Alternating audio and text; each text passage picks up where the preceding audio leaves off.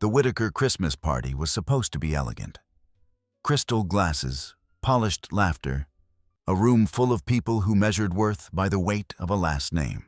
When Whitney Carrington, 7 months pregnant, handed Eleanor Whitaker her small, carefully wrapped gift, the room fell into a curious silence. Eleanor opened it, glanced inside, and laughed.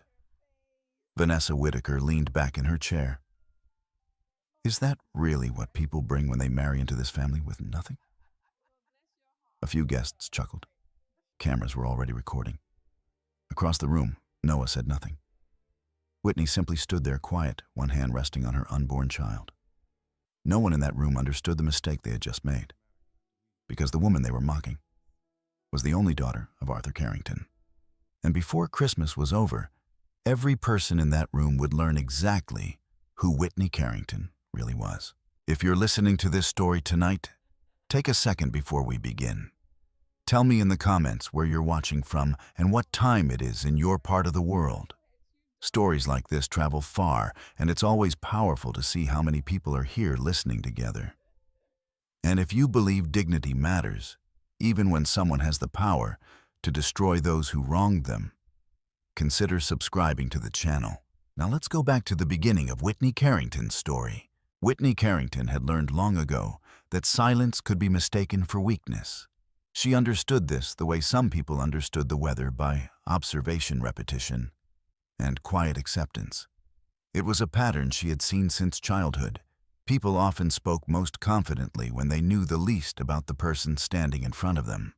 By the time the Whitaker family began to form their opinions about her, Whitney had already grown accustomed to the misunderstanding. At 29 years old, 7 months pregnant, and living in a modest apartment in Boston, she appeared to be exactly what the Whitakers believed her to be, a woman who had married above her circumstances. Their assumptions were not entirely irrational. The apartment Whitney shared with Noah Whitaker sat on the 3rd floor of an older brick building near Cambridge Street. The kitchen cabinets were painted white but slightly worn at the edges. The living room contained a second-hand sofa Whitney had found at a small furniture shop 3 years earlier. The dining table had 4 chairs that didn't quite match. There were no marble countertops, no imported rugs, no art collections hanging on the walls. To anyone who visited the apartment, suggested a young couple trying to build a life carefully, one paycheck at a time. Whitney had never corrected that impression. Each morning she woke earlier than Noah. The habit had followed her since college. She moved quietly through the apartment, making tea instead of coffee, because the smell of coffee had started to bother her since the pregnancy. While the kettle warmed, Whitney opened her laptop at the small dining table. Emails, documents, notes. Whitney worked remotely as a freelance research editor, helping academic authors prepare manuscripts before publication. The work required patience and attention to detail, qualities Whitney possessed in abundance. She read carefully, corrected gently, asked precise questions. The job paid reasonably well, but not extravagantly. It also allowed her to remain largely invisible, which suited her just fine. Noah often joked that Whitney was the most organized person he'd ever met. But he had never seen the entire system she maintained. Every email she received from the Whitaker family had its own folder. Every financial document connected to their shared accounts was archived. Every unusual conversation was summarized in short notes Whitney stored privately. It wasn't paranoia, it was habit. Whitney had learned early in life that documentation had a quiet kind of power. By the time Noah usually woke, Whitney had already finished 2 hours of work.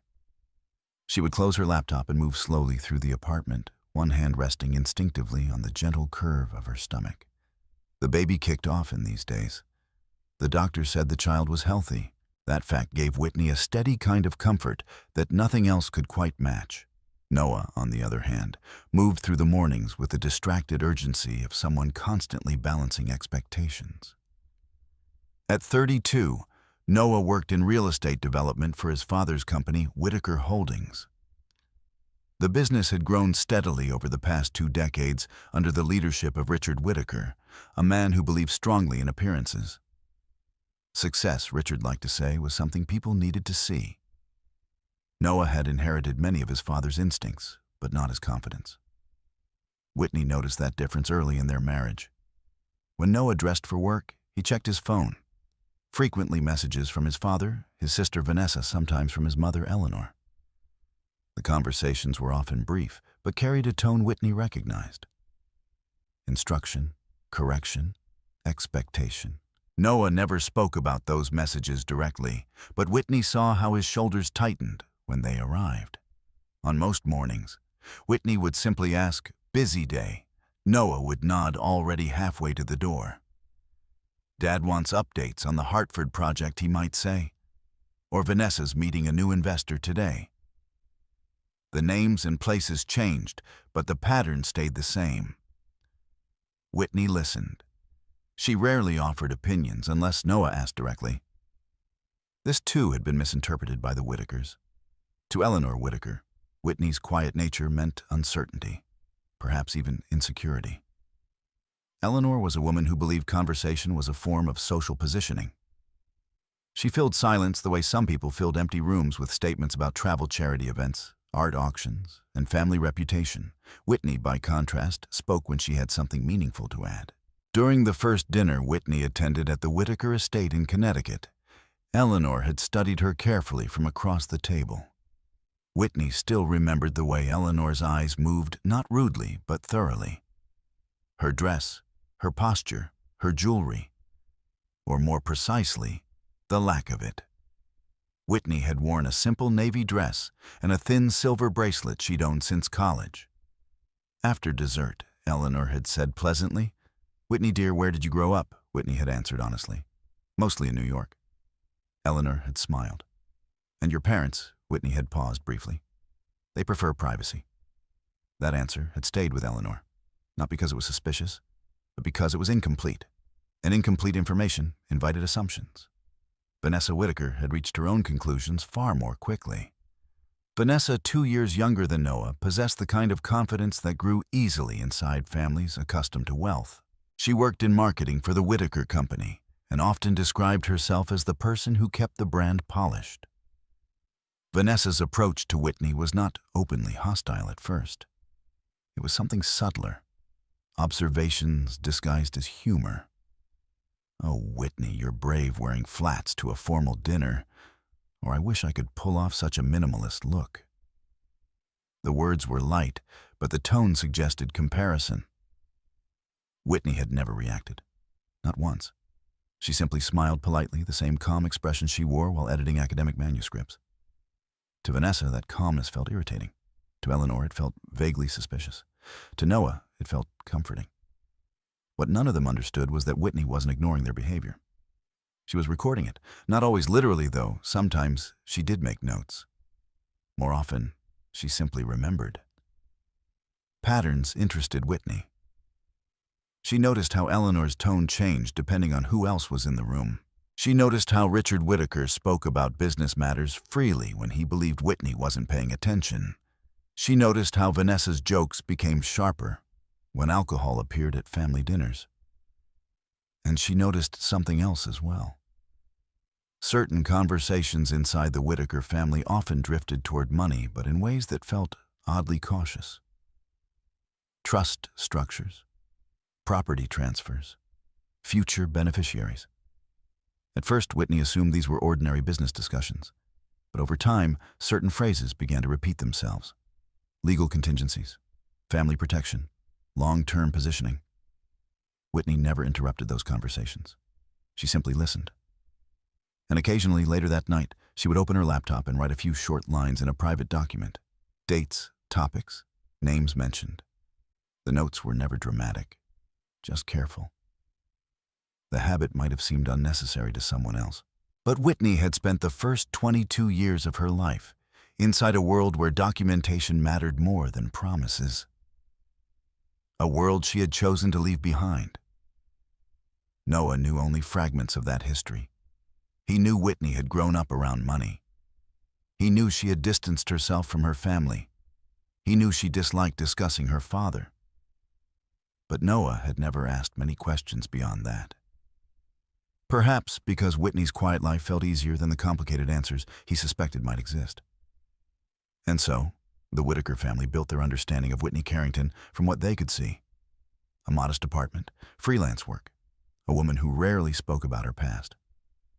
To them, the conclusion seemed obvious. Whitney Carrington had married into their world. She had been fortunate.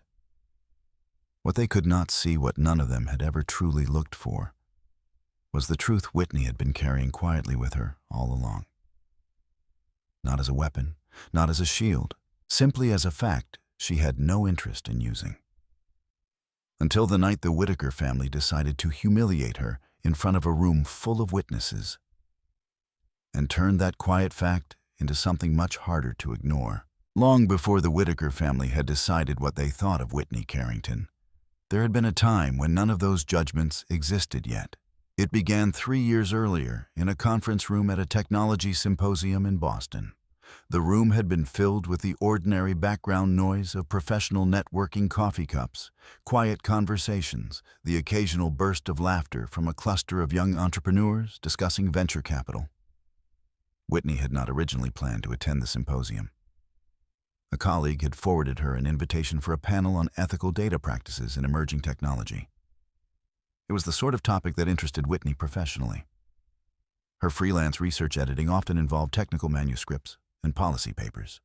So she had taken the train into Boston that morning, expecting nothing more dramatic than a day of listening to experts discuss algorithm transparency.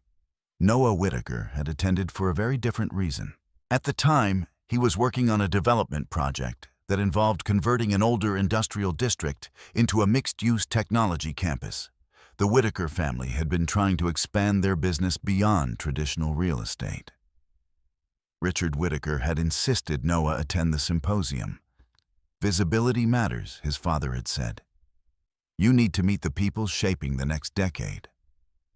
Noah had spent most of the morning feeling slightly out of place among software engineers and policy analysts. His expertise was construction budgets and zoning regulations, not machine learning models. By mid-afternoon, he had stepped outside the conference hall to take a call from his father. The conversation had been brief and tense.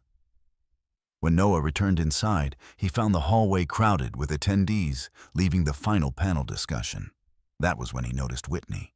She stood near one of the tall windows, overlooking the Charles River, reading out through printed notes from the panel she had just attended. Whitney had always had a habit of reviewing information immediately after hearing it.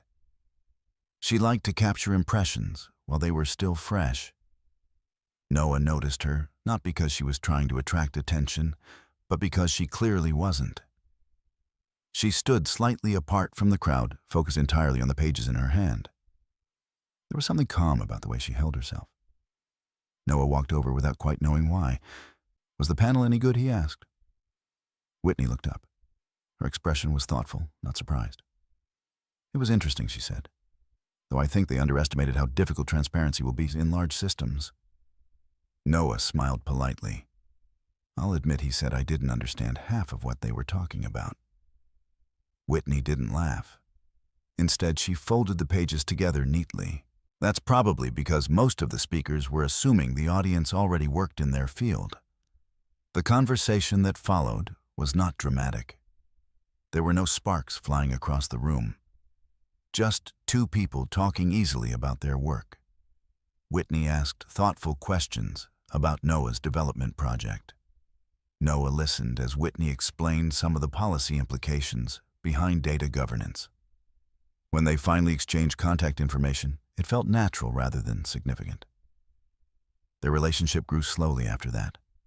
Coffee meetings turned into dinners. Dinners turned into weekends spent walking along the river or exploring small bookstores around Cambridge. Noah often told Whitney he appreciated how peaceful their time together felt. You're different from most people I know, he said once. Whitney had smiled slightly. Different how? You don't seem impressed by things that usually impress people. Whitney hadn't answered that question directly. Instead, she had asked him about his childhood in Connecticut.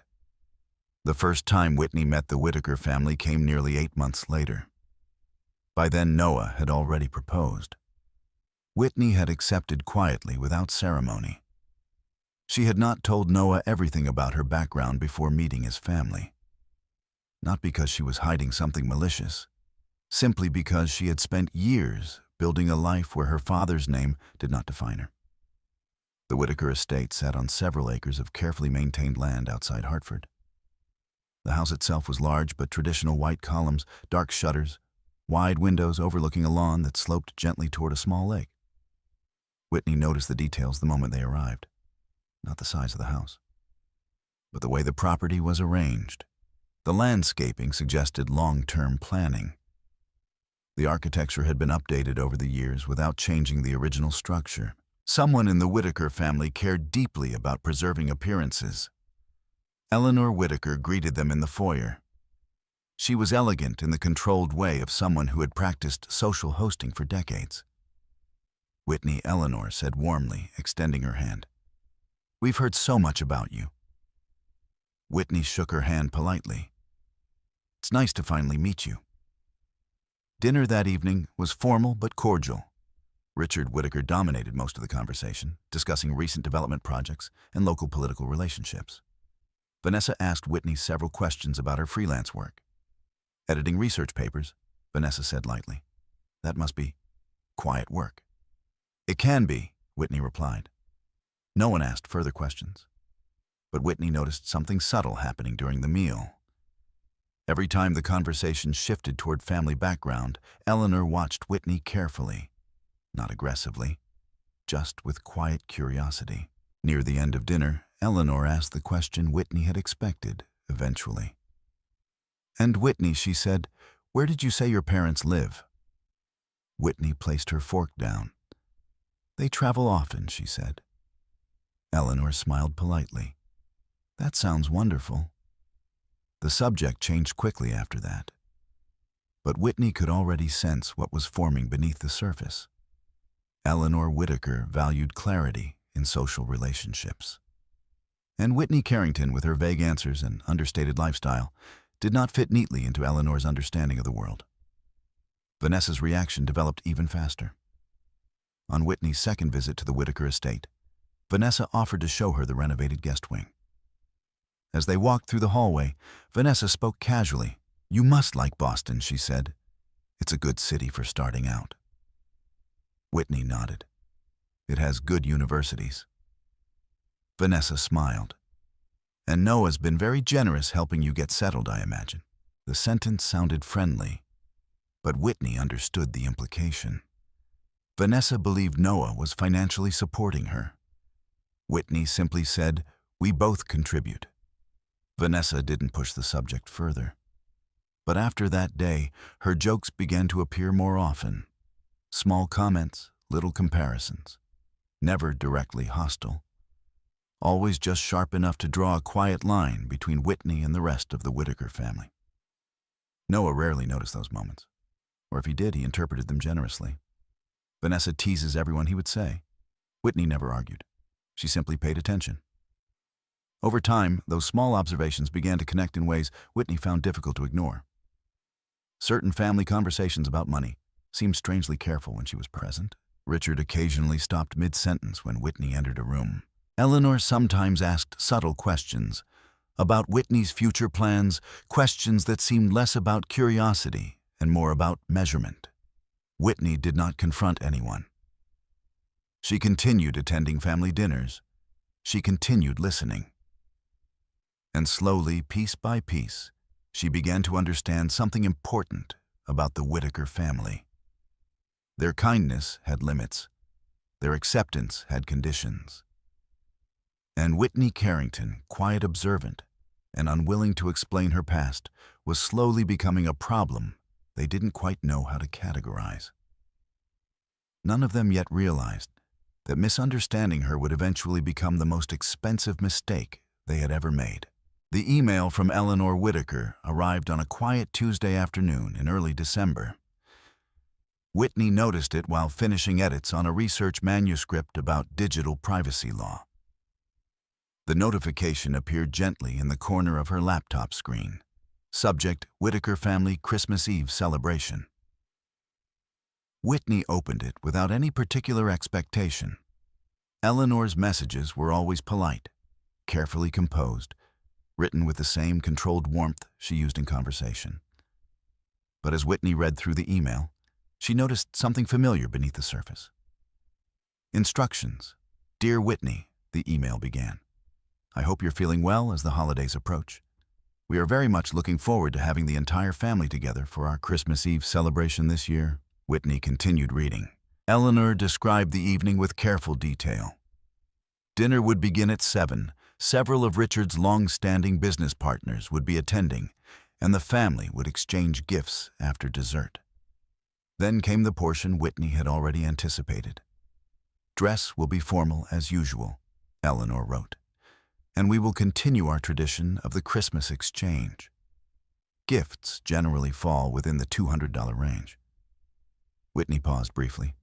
The sentence itself was harmless, but the phrasing carried the same subtle tone Eleanor often used when she believed she was offering helpful guidance. Whitney finished reading the message. Near the end, Eleanor added a final note. We are very excited to celebrate with you before the baby arrives. It will be a wonderful evening for the family. Whitney closed the email and sat quietly for a moment. Outside the apartment window, Boston was settling into winter. The sky had turned pale gray, and the wind carried the distant sound of traffic moving along the main road. Whitney rested a hand gently on her stomach. The baby moved slightly in response. 7 months. The doctor had recommended she avoid unnecessary travel as the pregnancy progressed, but Connecticut was still within reasonable distance. Whitney understood what Eleanor's invitation represented. In the Whitaker family, Christmas Eve was not simply a holiday gathering. It was a performance, a display of family unity. A room filled not only with relatives, but also with investors' associates and longtime social connections. Appearances mattered, and Whitney, as Noah's wife and the mother of the Whitaker family's first grandchild, was expected to appear. Later that evening, when Noah returned from work, Whitney mentioned the email. Noah loosened his tie and leaned against the kitchen counter while she spoke. Mom always goes all out for Christmas, he said. Whitney nodded. I noticed. Noah glanced toward her laptop. You'll come right. Whitney hesitated. My doctor said I should avoid stress this month. Noah walked closer, placing a hand gently over hers. It's just dinner, he said softly. A few hours. Whitney studied his expression. There was no pressure in his voice, but there was something else. Hope, or perhaps expectation. For Noah, family gatherings still carried the possibility of harmony. Whitney had learned to recognize that optimism in him. Okay, she said finally. We'll go. Noah smiled with visible relief. Good, he said. Mom will appreciate that.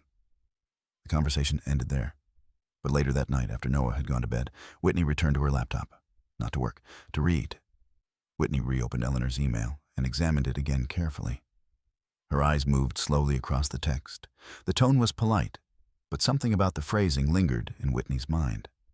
Not the dress code, not the gift exchange, something else. She couldn't yet define it, but her instincts told her the email carried more significance than it appeared. Whitney opened another folder on her computer. Inside were dozens of archived messages from the Whitaker family. She began scrolling. Emails between Noah and Richard regarding development projects. Messages from Eleanor coordinating family events. Occasional notes from Vanessa discussing business marketing campaigns. Whitney read quietly for nearly 20 minutes. Most of the correspondence was routine. But then she noticed something. One message from Richard Whitaker to Noah, sent several weeks earlier. Whitney had seen it before, but hadn't paid close attention at the time. Now she opened it again. The subject line read, Family Trust Update. The message itself was brief. Richard wrote about adjustments to certain long-term financial arrangements related to the Whitaker estate and future beneficiaries. Most of the language was legal, but one phrase stood out. Once the child arrives, we should revisit the structure. Whitney read the sentence twice. Then she opened a second email. This one had been sent from Richard to Eleanor. Whitney had only seen a partial preview before. Now she read the entire message. Richard discussed several financial matters, including property holdings and estate planning. Near the end of the email, he wrote, "It'll be important to ensure the situation remains secure after the birth." Whitney leaned back in her chair. The sentences themselves were not alarming. Families with significant assets often discussed estate planning. But the wording carried an odd tone. Not warmth, not celebration, control. Whitney opened a new document and began typing. She recorded the date of the emails, the exact phrases Richard had used. Then she saved the file in a folder labeled simply Notes. Whitney didn't draw conclusions immediately. She rarely did. Instead, she continued reading. Over the next hour, she reviewed several other messages. Most were harmless. But occasionally she found another line that made her pause. Vanessa once wrote to Eleanor, "Once the baby is here, things will be clearer." Another message from Richard mentioned protecting family interests. Whitney closed her laptop slowly. Her thoughts moved carefully through the information. Perhaps there was nothing unusual. Perhaps these were ordinary conversations about inheritance. Still, Whitney had learned long ago that patterns mattered. And something about the Whitaker family's language around the baby felt strangely calculated. Whitney stood up from the table and walked to the living room window. Snow had begun to fall lightly across the street. For a moment, she simply watched it. She thought about the upcoming Christmas Eve gathering, the formal dinner, the business partners, the careful staging of family unity. Whitney did not feel fear. But she felt a quiet awareness beginning to form. The Whitaker family believed they understood her. They believed she was predictable, dependent, someone who had married into their world and would naturally adapt to its expectations. Whitney knew something they did not. Misunderstandings had consequences, especially when people built plans around assumptions. She returned to the dining table. Whitney reopened her laptop. This time, she created a second folder. Unlike the first, this one was encrypted. Inside it, she saved copies of the emails she had just reviewed. Not because she was certain they would matter, but because Whitney Carrington had never believed in relying on a memory alone. Documentation she had learned had a way of becoming important later. Sometimes, much later. And sometimes at the exact moment when people least expected it. Whitney closed the laptop and turned off the light above the dining table. In the bedroom, Noah was already asleep. She slipped quietly into bed beside him. Her hand rested once more over the gentle movement of their unborn child. Christmas Eve was still weeks away. But Whitney Carrington already knew one thing with quiet certainty. The Whitaker family believed they were preparing for a celebration. Whitney, however, had begun preparing for something very different. By the time Christmas Eve arrived, winter had settled firmly over Connecticut. The Whitaker estate looked almost theatrical beneath the snow. Rows of soft white lights lined the long driveway, glowing against the dark branches of tall maple trees. A 20-foot pine stood near the entrance of the house, decorated with gold ribbons and glass ornaments that reflected the lights from the porch. From a distance, the house looked like something from a holiday magazine. Warm windows, carefully arranged wreaths. The quiet suggestion of wealth that did not need to announce itself loudly. Whitney noticed all of it as Noah's car turned through the iron gates. She had always paid attention to environments. The house itself had not changed since her first visit 3 years earlier, but the way it was prepared tonight made its purpose unmistakable. This was not simply a family dinner. This was presentation. Noah slowed the car as they approached the front steps. "You okay?" he asked gently. Whitney nodded. "I'm fine." Her voice was calm, but Noah glanced briefly toward her stomach. "You don't have to stay late," he said. "If you get tired, we can leave early." Whitney appreciated the gesture, but she also knew leaving early was rarely as simple as Noah imagined. Whitaker family gatherings operated on their own quiet rules. Arriving was mandatory. Leaving required explanation. Still, she smiled faintly. "I'll be all right." They stepped out of the car together. Cold air brushed across Whitney's face as she adjusted her coat. Snow crunched softly beneath her shoes while they walked toward the front door. Through the large windows, Whitney could already see movement inside. Guests had begun to arrive. When Eleanor Whitaker opened the door, she was dressed in a deep emerald gown that matched the decorations in the foyer. "Whitney," Eleanor said warmly, stepping forward. "You look lovely." Whitney returned the greeting politely. "Thank you for inviting us." Eleanor's eyes moved briefly over Whitney's coat before settling on her face again. The glance was quick, almost invisible, but Whitney noticed it. Eleanor always observed details. Noah stepped inside, first kissing his mother on the cheek. "Everything looks great," he said. "It should," Eleanor replied lightly. "I've been preparing for a week." The foyer smelled faintly of pine and cinnamon. Whitney removed her coat slowly, careful with her balance. The pregnancy had begun to shift the way she moved through space, and she had learned not to rush simple actions. Vanessa Whitaker appeared almost immediately. "Whitney," she said brightly. "Wow, look at you." Vanessa's smile was wide. Whitney recognized the tone. It sounded enthusiastic. But Vanessa's eyes lingered on Whitney's dress. Whitney had chosen something simple. A soft gray maternity dress that fell just below her knees. It was comfortable, warm, and understated. Vanessa tilted her head slightly. "That's very minimalist," she said. Whitney smiled. "I prefer comfortable clothes right now." Vanessa laughed softly. "I suppose pregnancy gives you that privilege." The comment was light enough to pass as harmless. Noah didn't react. But Whitney noticed a young couple standing near the staircase glance briefly toward them. Small comments had a way of traveling in crowded rooms. The living room had been transformed for the evening. A large Christmas tree stood near the fireplace, its branches filled with gold ornaments and white lights. Crystal glasses lined a polished bar on one side of the room. Several servers moved quietly between guests, carrying trays of champagne. Richard Whitaker stood near the fireplace, speaking with two men Whitney recognized from previous events. Business partners, real estate investors. Richard spotted Noah immediately. "There you are," he said, gesturing him over. "Come meet some people." Noah glanced at Whitney. "You okay here for a minute?" Whitney nodded. "Of course." Noah joined the group by the fireplace.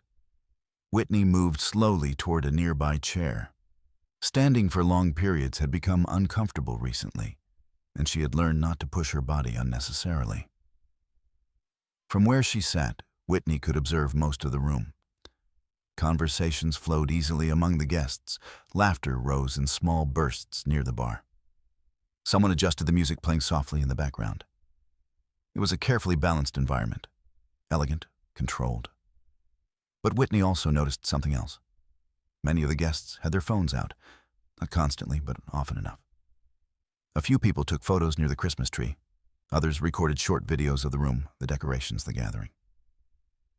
In the age of social media, even private parties had begun to leave digital footprints. Whitney observed quietly. After a few minutes, a woman she had never met approached her. "You must be Noah's wife," the woman said kindly. Whitney nodded. "I'm Whitney." "I'm Claire Morgan," the woman said. "Richard and my husband have worked together for years." Whitney shook her hand politely. "It's nice to meet you." Claire glanced toward Whitney's stomach. "When are you due? February?" "That's wonderful," Claire said warmly. "First child, yes." Claire smiled. "You must have family excited about that." Whitney paused briefly. "My family tends to stay private." Claire nodded politely, though Whitney sensed the curiosity behind the response. People often asked similar questions, and Whitney often gave similar answers. Across the room, Vanessa had gathered two friends near the bar. Whitney couldn't hear the conversation clearly, but she noticed the way Vanessa occasionally glanced in her direction while speaking. The pattern was familiar. Vanessa enjoyed telling stories, especially ones where she controlled the narrative. Whitney shifted slightly in her chair. The baby moved again. a small reminder that tonight's events mattered in ways deeper than family reputation. Near the fireplace, Richard continued introducing Noah to guests. Whitney heard one of the men say, "Congratulations on the baby." Noah smiled. "Thank you." Richard placed a hand briefly on Noah's shoulder. "Yes, our family is growing," he said. Whitney watched the interaction quietly. The words sounded proud, but something in Richard's tone felt measured rather than joyful. Whitney filed the observation away silently. Dinner was announced shortly afterward. Guests began moving toward the dining room where a long table had been arranged beneath a chandelier. Whitney rose carefully from her chair. As she walked toward the table, Vanessa appeared beside her again.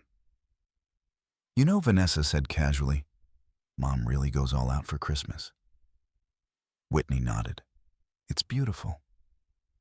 Vanessa smiled slightly. "Most people who marry into this family aren't used to things like this." Whitney met her eyes calmly. "I imagine every family celebrates differently." Vanessa gave a small laugh. "That's one way to put it." They reached the dining table.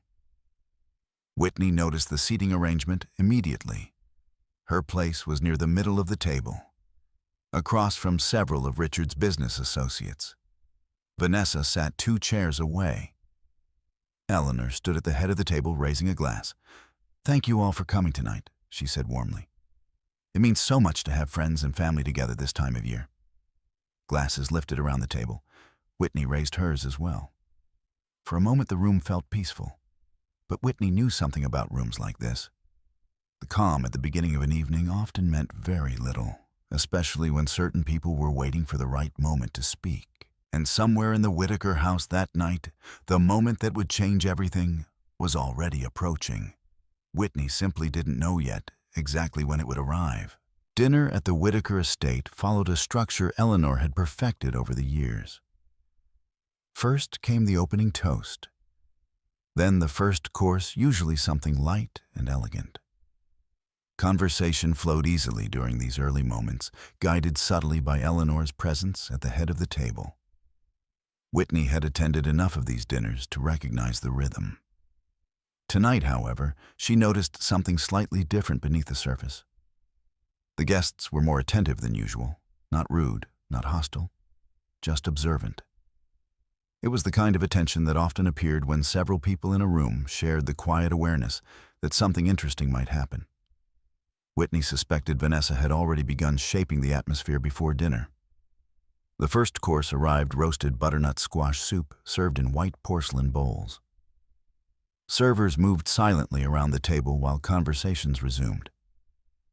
Richard Whitaker discussed a development project in Hartford. One of the investors mentioned rising construction costs. Noah spoke politely when addressed, though Whitney noticed the familiar tension in his posture. The Whitaker business world was full of men who measured confidence carefully. Whitney ate slowly. Pregnancy had changed her appetite, and she had learned not to rush meals during long dinners. Across from her, Claire Morgan smiled kindly. "You must be excited about February," Claire said softly. Whitney nodded. "Yes. Do you know if it's a boy or a girl? We decided to wait." Claire laughed gently. "That's rare these days." Whitney smiled. "I like surprises." The conversation drifted back toward business. Richard spoke again, describing how Whitaker Holdings planned to expand into several new residential developments. Whitney listened quietly. Her attention moved between the conversation and the subtle movements of the room. Vanessa had already finished her soup and was scrolling through something briefly on her phone before setting it face down beside her plate. Whitney noticed that small action, not because it was unusual, but because Vanessa looked pleased. The second course arrived shortly afterward.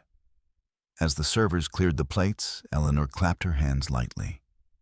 Before dessert, she said warmly, "We'll continue our little family tradition." Several guests smiled. The gift exchange. Every year, Eleanor organized the moment carefully.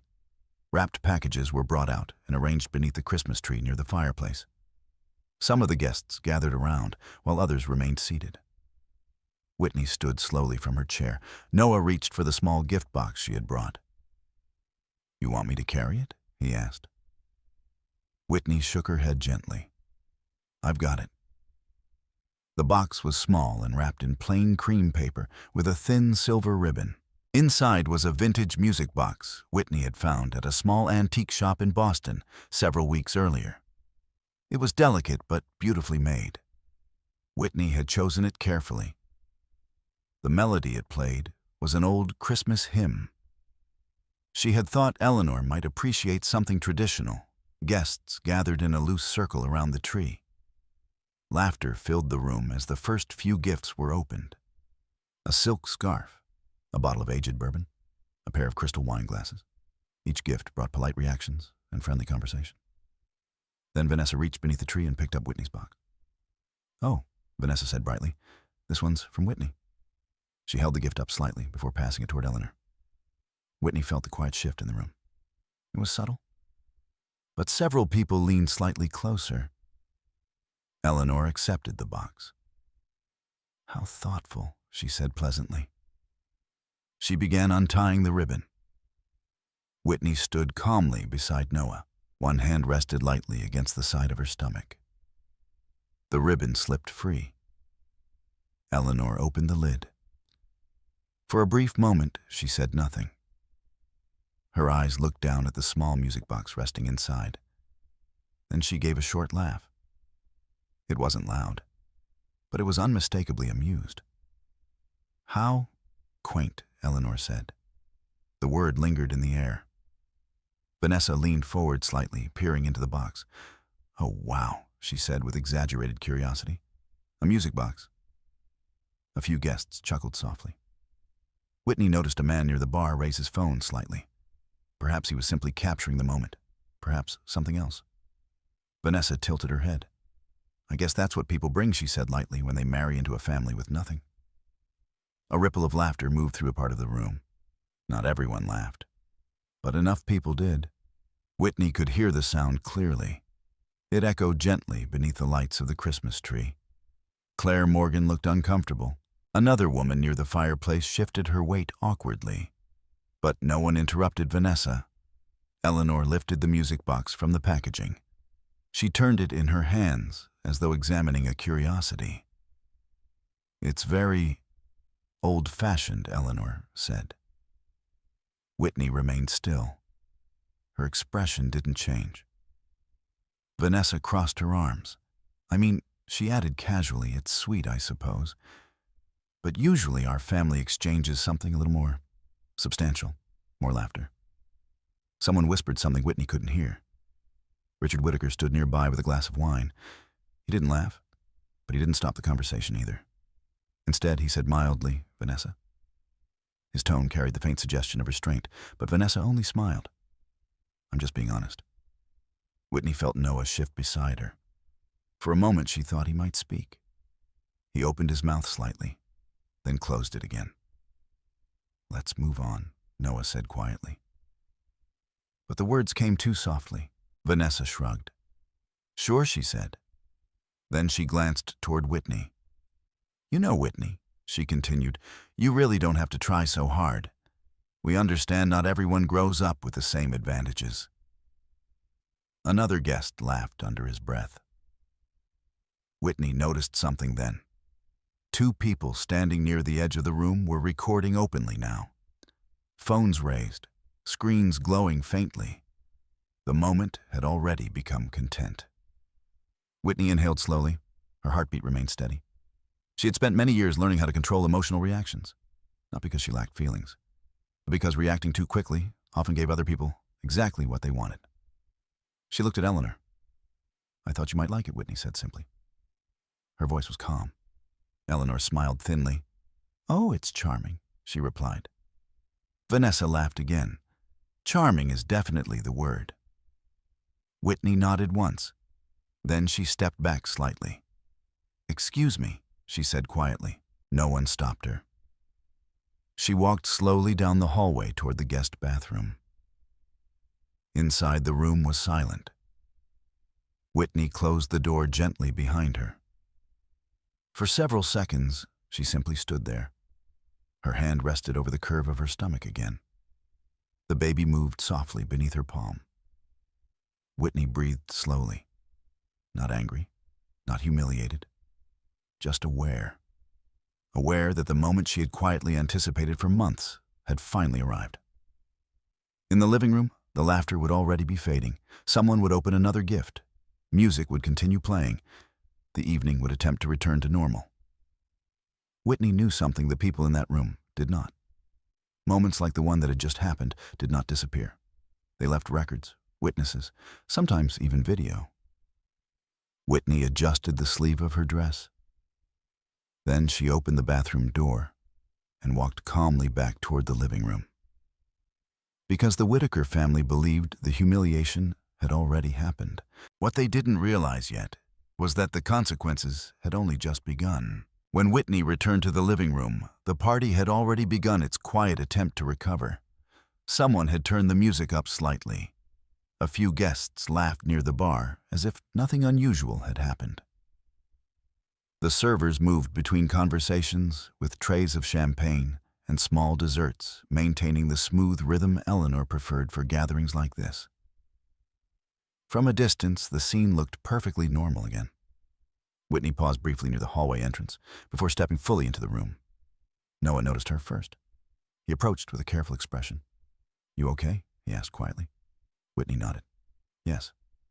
Noah glanced toward the Christmas tree where Eleanor was now placing the small music box back into its packaging. "I'm sorry about that," he said. Whitney studied his face for a moment. There was discomfort there. Embarrassment, perhaps. But also something else. Reluctance. Reluctance to confront the situation directly. "It's all right," Whitney replied calmly. Noah seemed relieved by the answer. "I told Vanessa she should tone it down," he said. Whitney knew that wasn't entirely true. She had heard his voice earlier. Soft, almost lost beneath the laughter. Still, she didn't correct him. Whitney had never believed arguments changed much in moments like this. Instead, she asked, "Is dinner finished? Dessert's out now," Noah said. "Mom's about to make another toast." Whitney nodded slightly. "I think I'll sit for a while." Noah hesitated. "If you want to leave, we can." Whitney looked across the room again.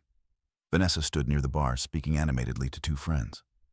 One of them laughed, while glancing briefly in Whitney's direction. Leaving now would only confirm the narrative already forming in that conversation. Whitney shook her head gently. "No," she said. "It's all right."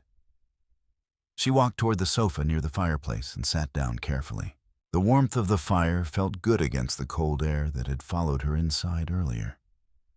For a few minutes, Whitney simply watched the room. Eleanor moved easily between guests, thanking them for coming and discussing holiday travel plans. Richard spoke with a group of investors about property developments in New Jersey.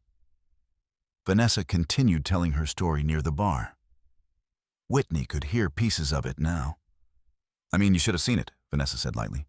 "The box was tiny." Her friends laughed. Whitney looked away from the group. Across the room, Claire Morgan approached again. "I hope you're all right," Claire said quietly as she sat beside her. Whitney nodded. "I'm fine." Claire hesitated. "That was unnecessary," she said carefully. Whitney appreciated the honesty. But she only replied, "Family traditions can be complicated." Claire smiled faintly. That's a polite way of putting it. A server approached with a tray of desserts. Whitney declined politely. Her appetite had disappeared. Instead, she reached for her phone in her purse. Not to scroll through social media, to check something. There were already several new notifications. Messages from numbers she didn't recognize. Whitney opened the first one. A short video clip began playing. The camera angle showed the Christmas tree and a circle of guests. Eleanor opening the box. Vanessa's voice. Maybe that's what people bring when they marry into a family with nothing. The laughter. Whitney stopped the video. The message beneath it read, "Thought you might want this. Sorry about tonight." Whitney didn't respond. She opened another message, another video. This one captured a slightly different angle. A third message contained several photographs. Someone had clearly been documenting the evening. Whitney placed the phone back in her purse. Across the room, Vanessa was still talking. Whitney noticed that several people around her now seemed slightly uncomfortable. Moments that began as entertainment sometimes aged poorly once the room had time to reflect. Eleanor called for attention again. Everyone, she said with a bright smile. Just one more quick toast before the evening winds down. Glasses lifted around the room. Whitney remained seated. To family, Eleanor said. And to the wonderful year ahead, especially with a new grandchild joining us soon. Guests murmured agreement. Whitney noticed Richard watching her briefly while Eleanor spoke. Not warmly, more like someone studying a situation that had become unexpectedly complicated. After the toast, the party slowly began to break apart. Coats were retrieved, cars were called. Handshakes and goodbyes echoed through the foyer. Noah found Whitney again. "Ready?" he asked. Whitney nodded. "Yes." They walked together toward the front door. Eleanor stood there thanking guests as they left. When Whitney approached, Eleanor gave a polite smile. "I hope you enjoyed the evening," she said. Whitney met her eyes calmly. It was memorable. Eleanor's smile faltered slightly, but only for a moment. "Drive safely," she said. Outside, the cold air felt sharper now. Snow had thickened while they were inside. Noah opened the car door for Whitney and helped her sit carefully. Once inside, he exhaled slowly. "Vanessa can be a lot," he said. Whitney looked out the window as he started the car. "Yes." Noah hesitated before pulling away from the driveway. "I'll talk to her," he added. Whitney didn't answer immediately. She watched the lights of the Whitaker house fade slowly behind them as they drove down the long driveway. Finally, she said, "You should do whatever you think is right." Noah glanced at her briefly. Something about her tone felt different, but he couldn't quite explain why. The rest of the drive passed mostly in silence. Back in Boston, Whitney waited until Noah had gone to bed before opening her laptop again. It was nearly midnight. The apartment was quiet, except for the distant hum of city traffic. Whitney logged into the encrypted folders she had created earlier that month. Then she began organizing the new files. Video clip 1, video clip 2, photographs. She saved each file, carefully adding timestamps and short descriptions. Then she opened her notes document. Her typing was steady. December 24th, Whitaker Christmas party. Public humiliation initiated by Vanessa Whitaker during gift exchange. Multiple witnesses present. At least 2 video recordings confirmed. Whitney paused briefly. Then she added one more line. Evidence secured. She closed the document. For a moment, she sat quietly in the dim light of the dining room. Whitney Carrington had never believed revenge was particularly useful. But truth, especially documented truth, had a way of creating consequences all on its own. And tonight, the Whitaker family had provided far more documentation than they realized. The morning after Christmas Eve arrived quietly. Snow still covered the streets outside Whitney and Noah's apartment, turning the early Boston sunlight into a pale reflection across the windows.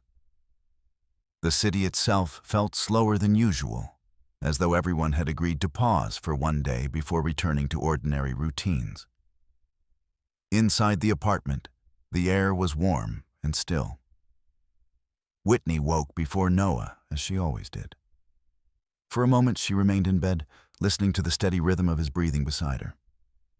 The events of the previous evening felt distant now, almost unreal, in the quiet calm of the room. But Whitney knew better than to trust that feeling. Moments that seemed small in real time often grew larger once people had time to examine them. She moved carefully out of bed and wrapped a soft robe around her shoulders before walking into the kitchen. The kettle warmed slowly on the stove while Whitney stood by the window. Outside, a delivery truck passed along the street, its tires crunching through the snow. Whitney rested one hand gently against the side of her stomach. The baby shifted faintly beneath her palm. "Good morning," she murmured quietly. The kettle whistled. Whitney poured hot water into her mug and carried it to the dining table. Her laptop waited exactly where she had left it the night before. When she opened it, the notifications appeared immediately. More messages, more video clips. Apparently, several guests from the Whitaker party had decided Whitney should have copies of what had happened. Some messages were sympathetic, some were awkward. One simply read, "That was uncomfortable to watch. You handled it well." Whitney watched one of the clips again. The angle was slightly different from the others. This one captured Eleanor's face more clearly when she opened the music box. The moment of hesitation, then the laugh. Whitney paused the video. She wasn't watching the humiliation itself anymore. She was studying the room. Who laughed? Who stayed silent? Who recorded? Documentation always contained more information than people realized. Whitney saved the file into her encrypted folder. Then she opened a second document. This one contained the email chain she had been studying earlier in the month. Richard Whitaker's message about the family trust. Vanessa's casual remarks about the baby. Whitney reread the lines slowly. There was still nothing illegal in them, nothing obvious. But the pattern felt clearer now. The Whitaker family saw her not as a person, but as a variable in a financial equation, an unpredictable one. Whitney closed the laptop for a moment. Her thoughts moved further back, much further. Long before Noah. Long before Boston. Before she had learned how easily people constructed assumptions around incomplete information. Whitney Carrington had been born into a very different world. Her father, Arthur Carrington, rarely appeared in public interviews. But his name appeared frequently in financial publications. Carrington Industries had built its fortune through infrastructure energy investments and large-scale development projects across several continents. Arthur Carrington was known for two things: precision and privacy. Whitney had grown up inside that privacy. Their home in New York had been large but quiet. Security was constant but unobtrusive. Staff moved through the house with the careful efficiency of people trained never to attract attention. Whitney's mother had died when she was 16. After that, the house had grown even quieter. Arthur Carrington was not an unkind man, but he was a man who understood the world through strategy and responsibility rather than emotional conversation. Whitney had inherited some of that temperament. By the time she reached college, Whitney had grown uncomfortable with the invisible barrier that her father's wealth placed between her and ordinary life. People treated her differently once they knew her name. Friendships became cautious. Conversations became careful. She hated it. At 22, Whitney made a decision that shocked nearly everyone around her. She left. Not dramatically, not angrily. She simply chose to build a life that did not depend on the Carrington name. Her father had not tried to stop her. But he had asked one question. "Are you certain you understand what you're leaving behind?" Whitney had answered calmly. "Yes." Arthur Carrington had studied her for a long moment, then he nodded once. "Very well." They had not argued. But distance grew between them. Not hostility, just separation. Whitney moved to Boston. She paid for graduate school herself. She worked quietly, lived modestly, and introduced herself simply as Whitney Carrington, without explanation. Years passed that way, until the day she met Noah Whitaker. Whitney had not planned to tell Noah the entire truth about her background immediately. At first, it hadn't seemed necessary. She liked the version of life they were building together. Simple dinners, long walks, quiet mornings. For the first time since childhood, Whitney felt like she existed outside the gravitational pull of her father's world. Noah knew that Whitney's family had money, but he did not know how much. He had never asked for details. Whitney had never offered them. Now, sitting at the dining table on the morning after Christmas, Whitney realized something had changed. Not inside her. Inside the situation surrounding her. The Whitaker family believed they understood the balance of power in her marriage. They believed Whitney had little protection beyond Noah's goodwill, and last night they had tested that belief publicly.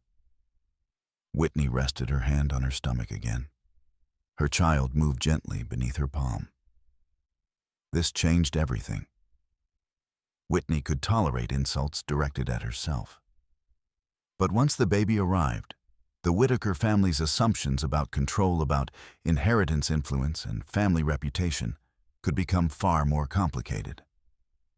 Whitney opened her laptop again. This time, she didn't look at the videos. Instead, she opened her contact list. There was one name she had not called in nearly 3 years. Arthur Carrington. Whitney stared at the number for a long moment. Across the room, Noah stirred in the bedroom. She could hear him turning over in bed. Whitney knew what this phone call would mean. It would reopen a door she had closed deliberately, not because she feared her father, but because once Arthur Carrington became aware of a situation, he rarely ignored it. Whitney placed her finger gently on the phone screen. For a moment, she hesitated.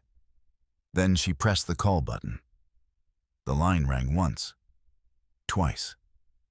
On the third ring, a calm, familiar voice answered. Whitney. Arthur Carrington always knew when it was his daughter calling. Whitney felt a quiet steadiness settle inside her. Hello, Dad? There was a brief pause. Arthur's voice softened slightly. It's been a while. Whitney looked down at the notes open on her laptop. Yes, she said. I think we need to talk. And several hundred miles away, Arthur Carrington was already listening very carefully. Arthur Carrington did not interrupt while Whitney spoke. He rarely interrupted anyone. That had always been one of the qualities that made people underestimate him during negotiations.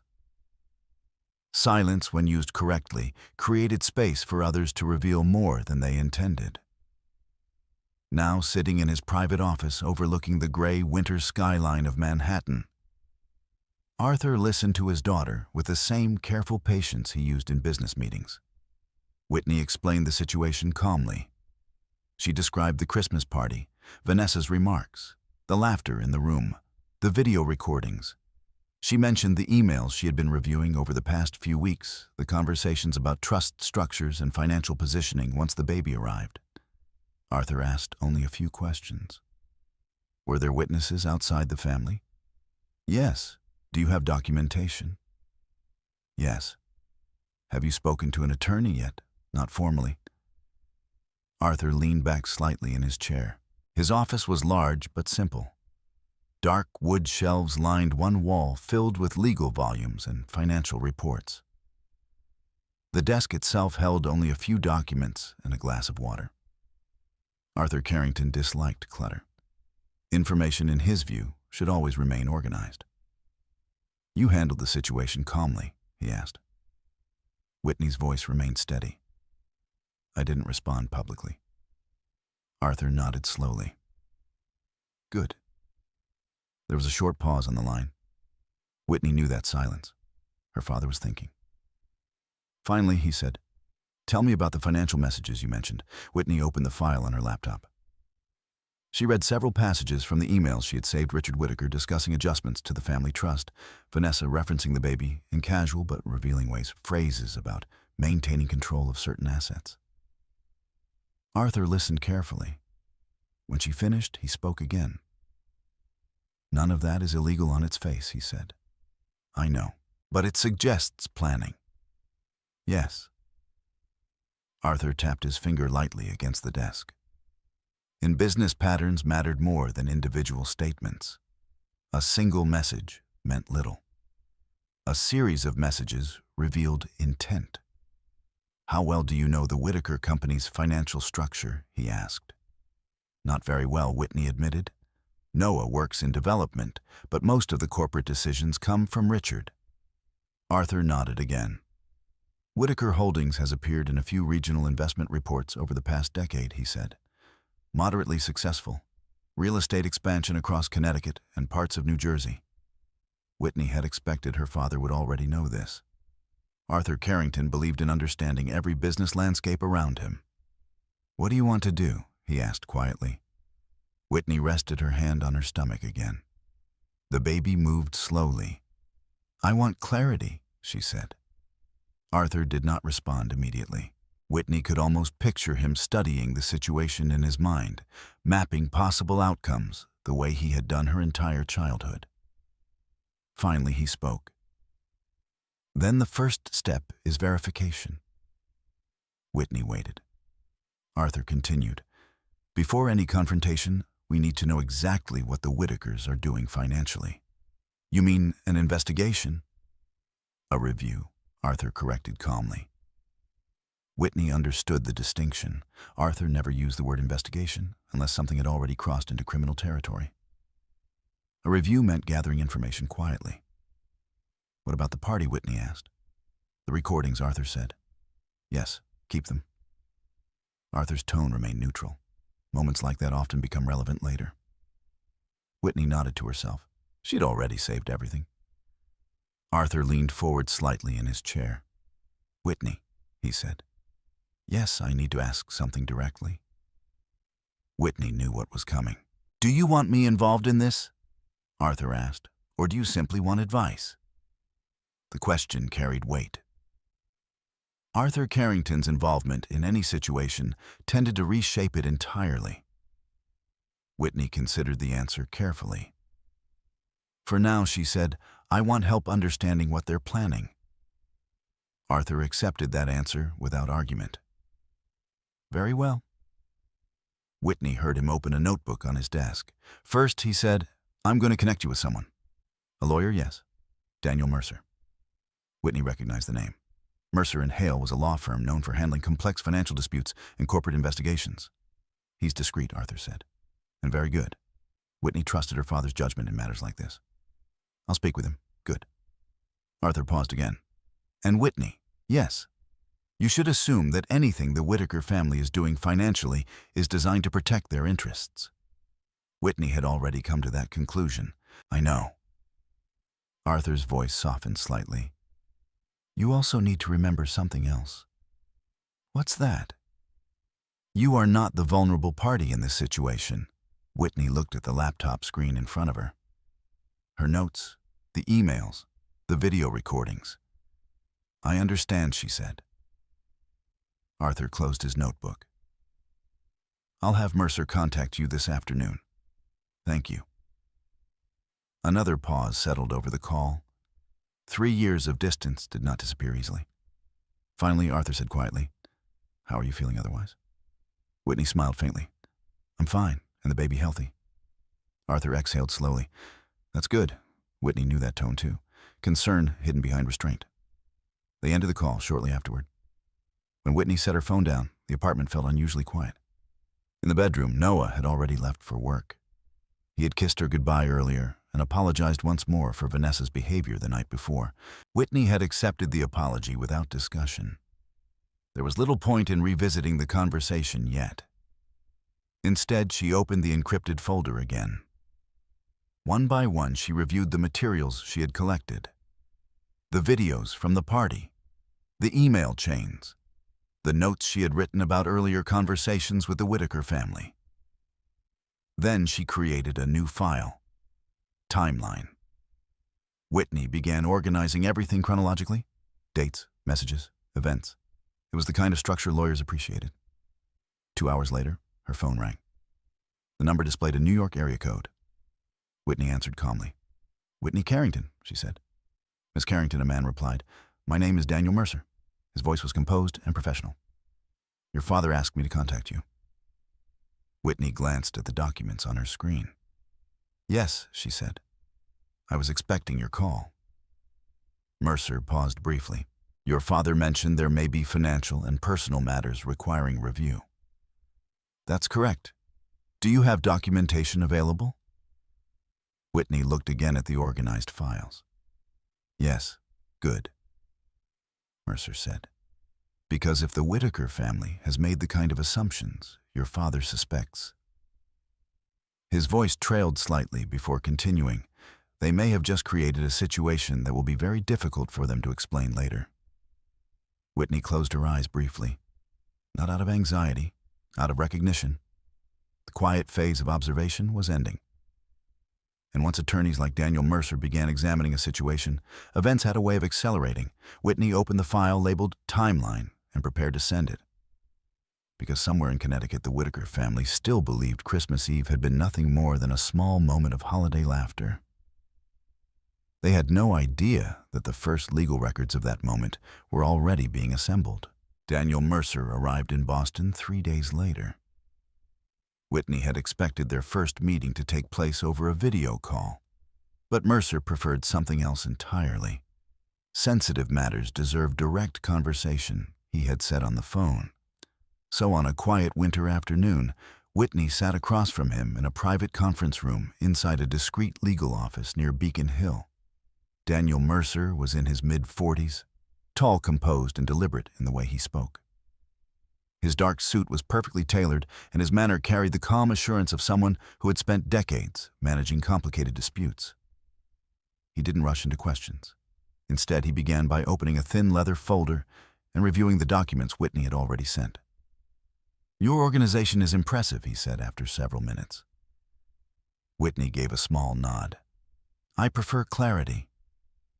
Mercer smiled faintly. Attorneys appreciate that. He turned his laptop toward her. Several files were already open. The videos from the Christmas party, the email exchanges, Whitney's timeline. Mercer watched one of the recordings quietly. The video captured the moment Eleanor opened the music box, Vanessa's voice, the laughter that followed. Mercer paused the clip. "How many people were present?" he asked. "About 30. Business associates included?" "Yes."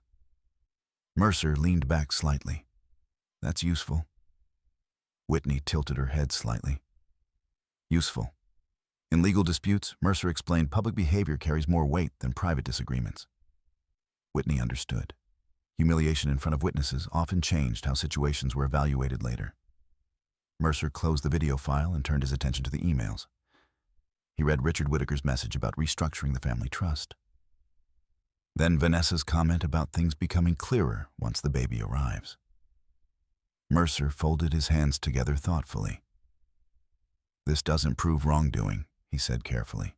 Whitney had expected that answer, but it shows intent to manage financial control around the child, Mercer continued. Whitney listened quietly.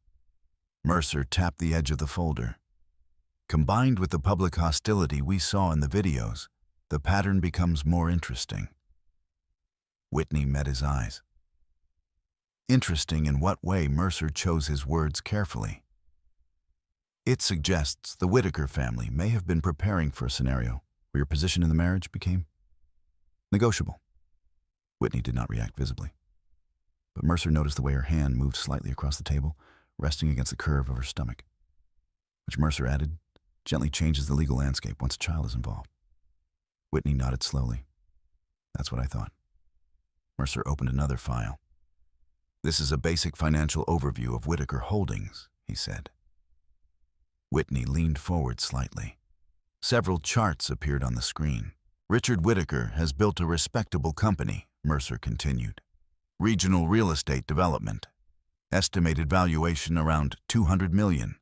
Whitney had already suspected something in that range. "It's stable," Mercer said, "but not untouchable." He clicked to another document. "This is where things become more relevant."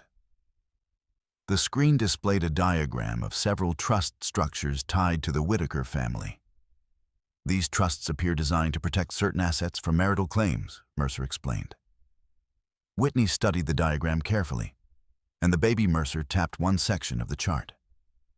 "If your child becomes a beneficiary within the Whitaker trust structure, control of those funds would likely remain with the Whitaker family trustees." Whitney understood immediately. They expected influence. Mercer nodded. "Possibly." Whitney sat back in her chair. The pieces of the puzzle felt clearer now, not malicious in the dramatic sense, but calculated. The Whitakers had believed Whitney was financially weaker, dependent, easy to manage. Mercer closed the file. "The humiliation at the party may not have been part of the strategy," he said, "but it revealed something important." Whitney waited. "They underestimated you." Whitney did not smile. Across the room, Mercer's phone buzzed softly. He glanced at the screen briefly. "Your father," he said. Whitney nodded. Mercer answered, "Yes, Mr. Carrington." Whitney could hear only Mercer's side of the conversation. "Yes, we've reviewed the materials." Pause. "Yes, I agree." Another pause. Mercer glanced briefly toward Whitney before responding. She's handling the situation exceptionally well. Whitney looked out the window while he spoke. Outside, snow drifted slowly across the rooftops of Boston. Mercer ended the call several minutes later. He asked for an update, Mercer said. Whitney nodded. What did you tell him? That the Whitakers created unnecessary exposure for themselves. Whitney folded her hands quietly. Mercer studied her expression for a moment. You're not interested in retaliation, he said. Whitney shook her head. No, your father suspected that. Whitney gave a faint smile. I'm interested in protecting my child. Mercer nodded once. Then our strategy remains simple. Whitney waited. Documentation first. Mercer slid another document across the table. This is a formal legal notice template. Whitney read the first lines. Notice of preservation of evidence. This letter informs the Whitaker family that relevant communications and financial records must be preserved, Mercer explained. Whitney looked up. That will alarm them. Yes. Is that necessary? Mercer considered the question. Yes, he said calmly. Because once a legal notice is issued, any attempt to destroy records becomes far more serious. Whitney understood. Mercer closed his folder. We'll also begin a quiet financial review of Whitaker Holdings. Whitney raised an eyebrow. Through public filings and other channels, Mercer said. Whitney didn't ask for further details. She had grown up around people who understood how information moved. Mercer stood and gathered his materials. There's one more thing, he added. Whitney looked up. The Whitaker family will soon learn who you are. Whitney already knew that moment was coming. They'll panic, Mercer continued. Most people do when they realize they misjudged a situation. Whitney stood slowly from her chair, and Noah Mercer paused. That he said carefully is something only you can decide. Whitney walked toward the window. Below them, the city moved through its quiet winter afternoon. Somewhere in Connecticut, the Whitaker family still believed they controlled the story. Still believed Whitney Carrington was simply the quiet woman who had married their son. Mercer placed the folder into his briefcase. I'll have the notice delivered tomorrow, he said. Whitney nodded. All right. Mercer studied her one last time. You're very calm, he said. Whitney looked out across the snow-covered streets. I've had a lot of practice watching people underestimate me. Mercer smiled faintly. That, he said, is usually when the real consequences begin. The formal notice arrived at the Whitaker estate on a cold Thursday morning. It was delivered by courier shortly after 9. Eleanor Whitaker happened to be in the foyer when the doorbell rang. She expected another holiday package, perhaps a late gift from one of Richard's business partners. Instead, the courier handed her a sealed envelope marked with a letterhead of Mercer and Hale. Eleanor's smile faded slightly as she signed for it. Legal correspondence rarely arrived by courier unless someone wanted to be certain it had been received. She closed the doors and carried the envelope into Richard's study. Richard Whitaker was already seated behind his desk, reviewing a stack of property reports. Another delivery, he asked, without looking up. Eleanor placed the envelope on the desk. It's from a law firm. That was enough to make Richard pause. He opened the envelope carefully. Inside were several neatly printed pages. Richard read the first paragraph once, then again. His expression hardened. What is it? Eleanor asked. Richard slid the document across the desk. Preservation notice. Eleanor frowned as she read the opening lines. Mercer and Hale, LLP, hereby provides formal notice, requiring the preservation of all communications documents, financial records, and electronic correspondence relating to Whitney Carrington and associated financial discussions. Eleanor looked up. Whitney. Richard leaned back in his chair. Yes. Eleanor turned the page slowly. The letter continued in calm, legal language, outlining the obligation to retain any materials related to the Christmas Eve gathering, as well as certain financial conversations involving trust arrangements and family assets. Eleanor's voice dropped slightly. This is absurd. Richard didn't answer immediately. He was still reading. Finally, he said quietly, It's not absurd. Eleanor stared at him. What do you mean? Richard tapped the bottom of the page. This is Mercer and Hale. Eleanor frowned again. I'm not familiar with them. Richard looked at her sharply. They represent some of the largest corporate clients in the country. Eleanor felt a sudden chill. Why would a firm like that be involved with Whitney? Richard folded the document slowly. That, he said, is the question. Upstairs, Vanessa Whitaker was still asleep. Her phone buzzed on the bedside table. The screen displayed several missed calls from her father. Vanessa groaned and answered on the fourth ring. Dad. Get downstairs, Richard said. His voice carried none of its usual patience. Vanessa sat up. What's wrong now? The line went dead. 15 minutes later, Vanessa entered the study wearing a robe and holding a cup of coffee. What's going on? Richard slid the legal notice toward her. Read it. Vanessa skimmed the first page quickly. Her expression shifted from confusion to irritation. This is about Whitney, she said. Yes, Vanessa laughed. She hired a lawyer because of a joke. Richard's voice was cold. This isn't about a joke. Vanessa rolled her eyes. Seriously, Dad, she's being dramatic. Eleanor spoke carefully. The firm sending this notice is extremely well connected. Vanessa waved her hand dismissively. So what? Maybe Noah helped her pay for it. Richard stood up slowly. Noah could not afford Mercer and Hale. Vanessa's smile faltered slightly. Richard walked to the window. Something about Whitney Carrington is not what we assumed. Vanessa scoffed. Oh, please. She had its research papers from a laptop in a tiny apartment. Richard turned toward her. Exactly. Vanessa frowned. What's that supposed to mean? It means we made assumptions based on appearances. Eleanor set the letter back on the desk. Richard, are you suggesting Whitney is hiding something? Richard didn't answer immediately. Instead, he walked back to his desk and opened his laptop. Within seconds, he was searching financial databases. The name Whitney Carrington appeared in several results. Most were unrelated. But one article from several years earlier caught his attention. Richard opened it.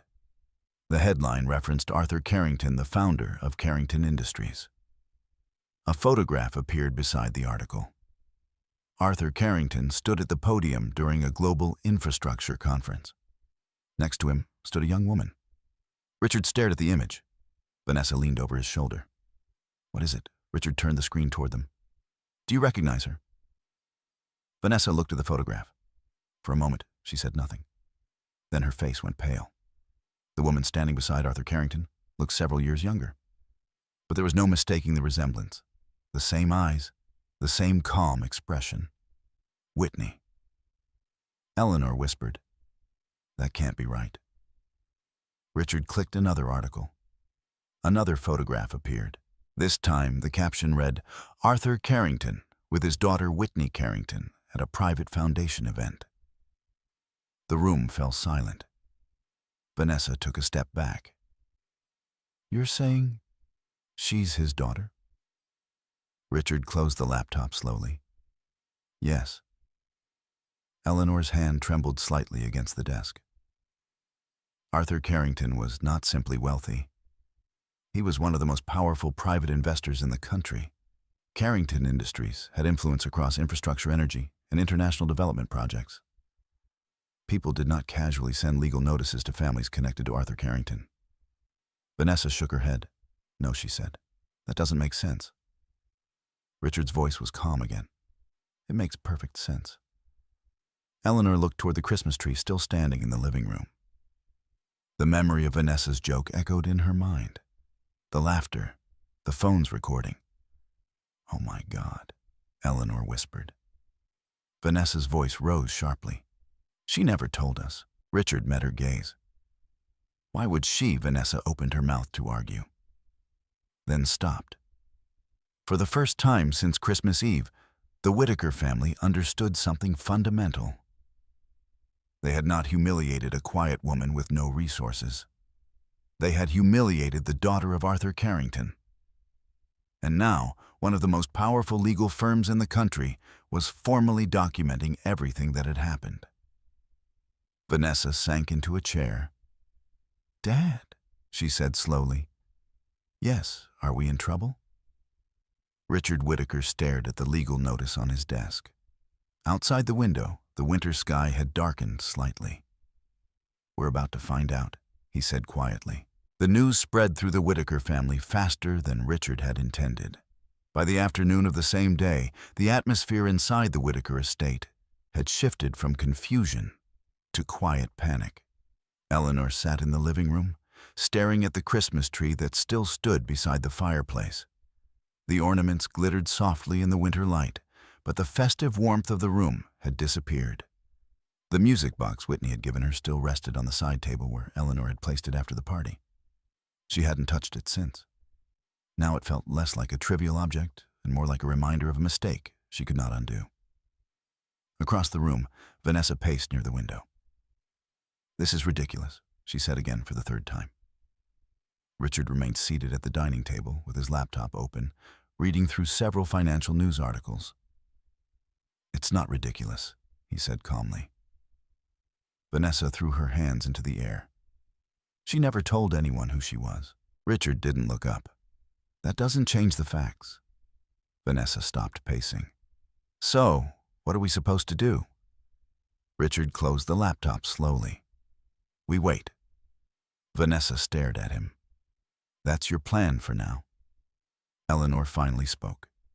"She humiliated us," Vanessa continued. If she had just told Noah, Richard cut her off. "Vanessa." His voice was sharp enough to stop her immediately. "We humiliated her." The room fell silent. Eleanor lowered her eyes. Vanessa crossed her arms but said nothing. Richard stood and walked toward the window. Snow was falling again outside, covering the long driveway with a thin white layer. For decades, Richard Whittaker had built his reputation carefully. Whittaker Holdings had grown through steady partnerships, calculated risks, and one guiding principle: never embarrass the wrong people. And Arthur Carrington was absolutely the wrong person to embarrass. Meanwhile, nearly 200 miles away in Boston, Whitney was sitting in the quiet corner of a private cafe near Beacon Hill. Daniel Mercer sat across from her reviewing a tablet filled with financial reports. "I expected a reaction," Mercer said calmly. Whitney stirred her tea slowly. "What kind confusion first?" And after that, Mercer looked up. Panic. Whitney did not appear surprised. Mercer slid the tablet across the table. "This came in this morning." The screen displayed a financial news alert. Whittaker Holdings had canceled a scheduled investor meeting in Hartford. Whitney studied the article. "That's unusual." Mercer nodded. "Very." He leaned back slightly. Companies rarely cancel meetings without explanation, unless they're dealing with internal problems. Whitney sipped her tea quietly. Across the cafe, several people worked on laptops, completely unaware of the quiet legal storm forming around a Connecticut real estate company. Mercer continued scrolling through the financial reports. "There's another development," he said. Whitney waited. "One of Whittaker Holdings' lenders has requested clarification on several trust structures connected to the company." Whitney raised an eyebrow. "Because of us," Mercer smiled faintly. "Because legal notices have a way of attracting attention," Whitney understood. Once lawyers became involved, financial institutions often began asking questions. Not out of hostility, out of caution. Mercer set the tablet down. "I should warn you," he said, "about what things may become uncomfortable for them very quickly." Whitney looked out the cafe window. The snow outside had begun to fall more heavily. "I'm not interested in destroying anyone," she said. Mercer nodded. "I know." "Then what happens next?" Mercer folded his hands together. "Next comes verification." Whitney tilted her head slightly. "Of what the financial assumptions your in-laws were making." Whitney understood the implication. "You think they believed they could control the situation after the baby was born?" Mercer nodded. "That's one possibility."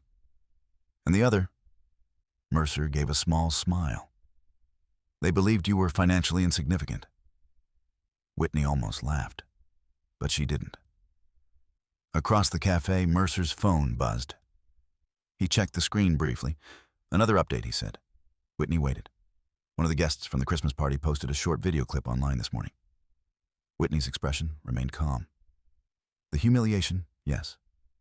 Whitney sighed softly. Was it widely shared? Not yet, Mercer said.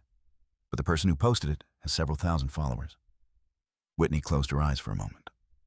Public humiliation rarely stayed private for long. Mercer leaned forward slightly. This is where things become unpredictable. Whitney looked at him. Because of the internet? Yes. Mercer tapped the table lightly. Once public attention begins to grow, the Whitaker family's social circle will start asking questions. Whitney knew that world well enough. Wealthy families often depended on reputation as much as financial stability. And reputation could disappear quickly. Mercer opened another file. This is the next step, he said. Whitney read the document carefully. It outlined a formal request for financial disclosures related to the Whitaker family trust structures. Whitney looked up.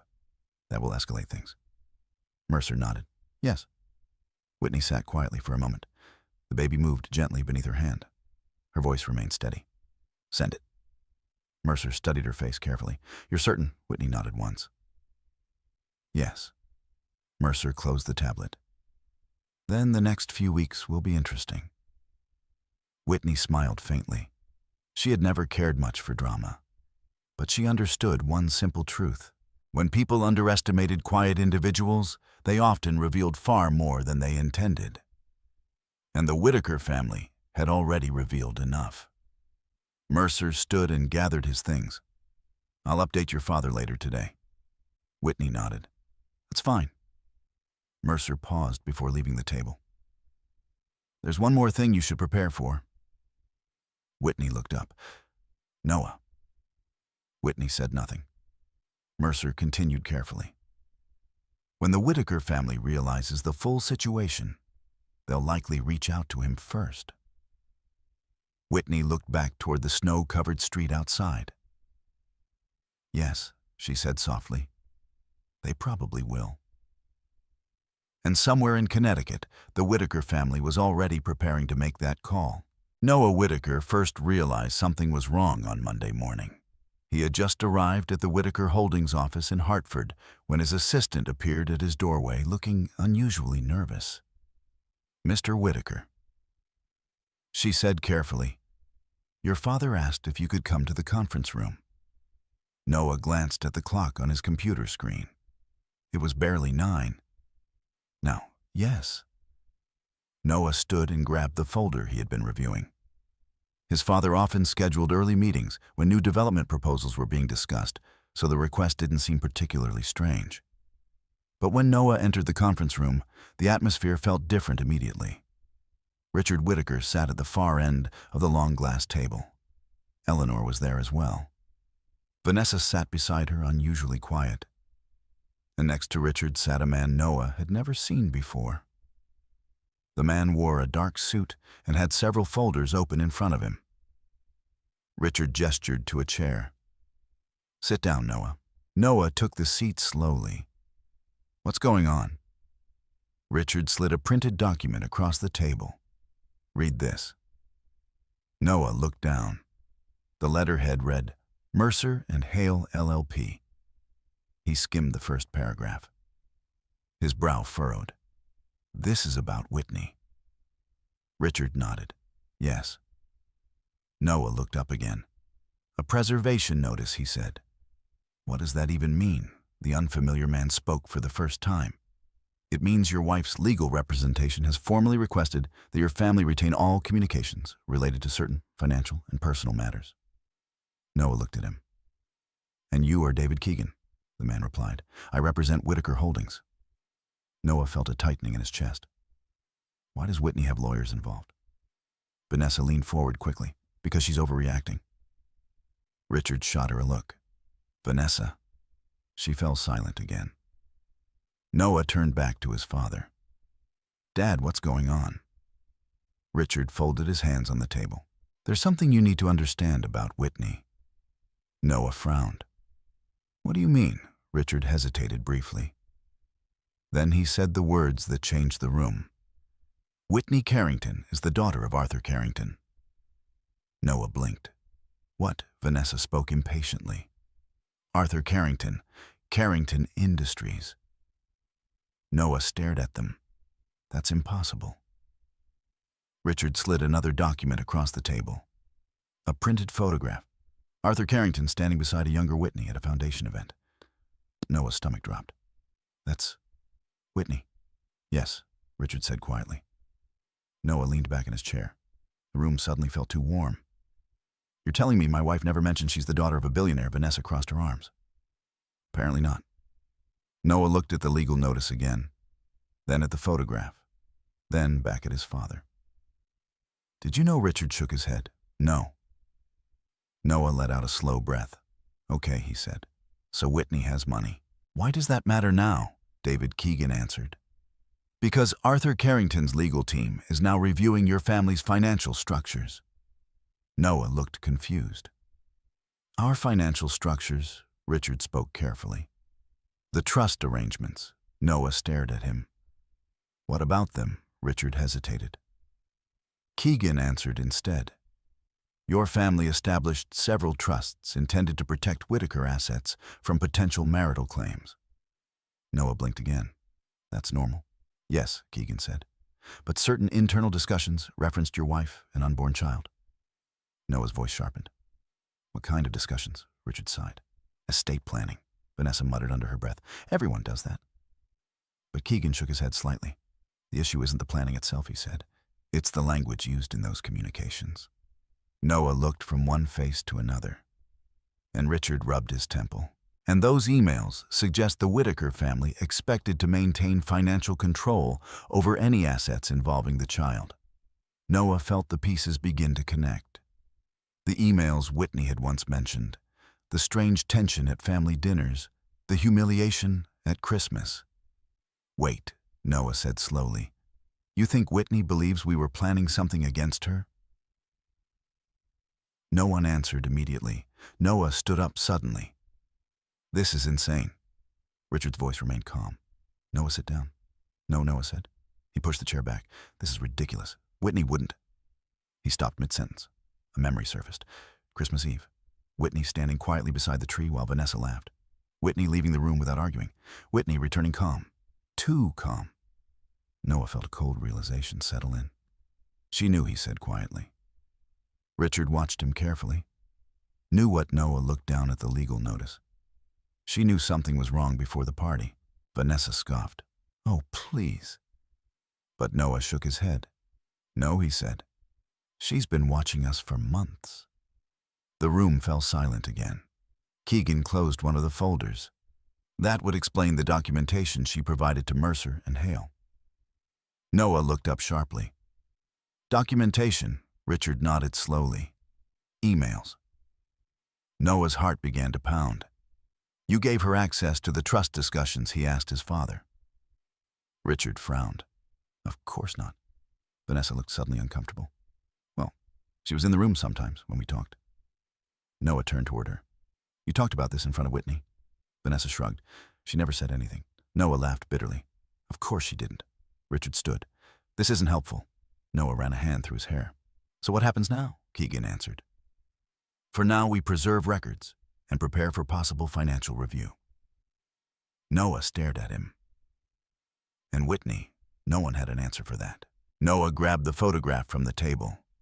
Whitney standing beside Arthur Carrington, looking calm, confident, completely different from the quiet woman his family believed they understood.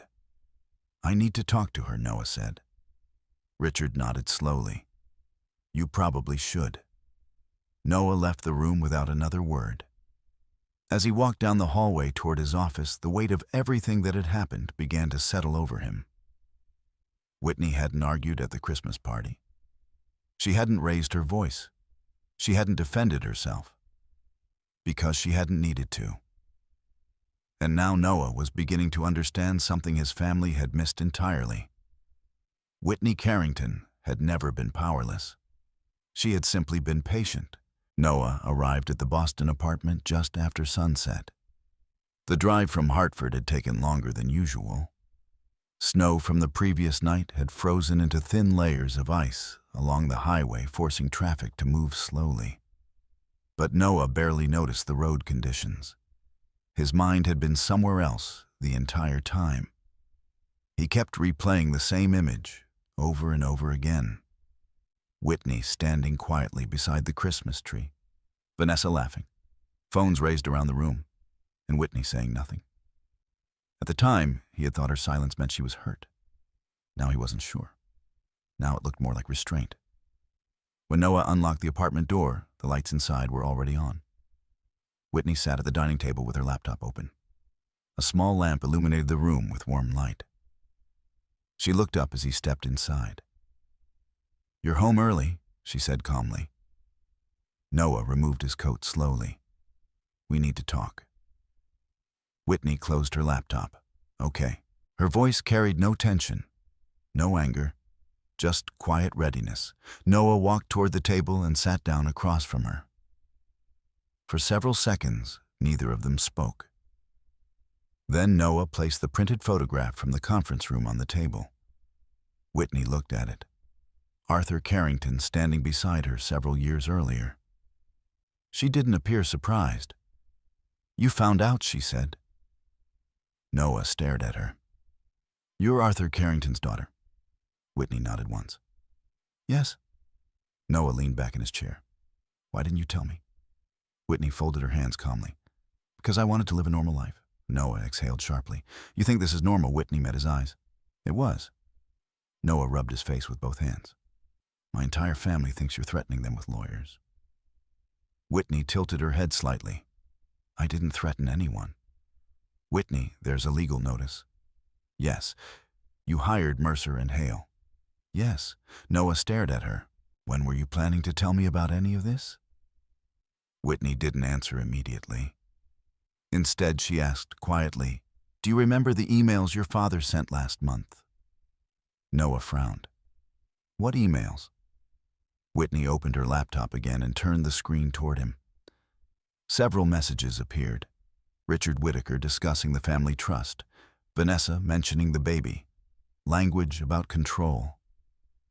Noah read silently. His expression darkened. "You were reading my family's emails. They were sent to shared accounts." Noah leaned back again. "This is unbelievable." Whitney's voice remained calm. "Noah, your family has been discussing my child as a financial asset. Our child." Whitney didn't react to the correction. "They assumed I had no resources." She continued. Noah looked frustrated. "They were talking about estate planning." Whitney met his gaze steadily. "And humiliating me in front of 30 people was estate planning too." Noah had no answer. The silence stretched between them. Finally, Noah said quietly, "Vanessa shouldn't have said those things." Whitney nodded. "She did. And I'm sorry." Whitney studied him carefully. "I know." Noah looked at the laptop again. "You really think my family was planning something against you?" Whitney rested a hand on her stomach. "I think they believed they could control the situation after the baby was born." Noah looked uncomfortable. "That's not," Whitney interrupted gently. "Noah." Her voice was soft but firm. "You didn't stop them at the party." Noah closed his eyes briefly. He remembered that moment clearly now, standing beside Whitney, hearing the laughter, choosing silence. "I didn't realize how serious it was," he said. Whitney's expression remained neutral. "I did." Noah leaned forward. "So what now?" Whitney closed the laptop again. "I've started the legal process." Noah blinked. "For what separation?" The word landed heavily in the quiet room. Noah stared at her. "You're serious?" "Yes." "Whitney, we can fix this." Whitney shook her head slowly. "No." Noah's voice rose slightly. "You're ending our marriage because of one bad night." Whitney looked at him with calm clarity. "Noah." She paused. "This didn't start on Christmas Eve." Noah said nothing. Whitney continued. "It started months ago, when your family began treating me like I didn't belong in your life." Noah lowered his gaze. "And I stayed silent," Whitney said, "because I hoped you would eventually see it." Noah's voice dropped. "I didn't." Whitney nodded gently. That's why this is happening now. Noah sat back in his chair, stunned. You're really leaving?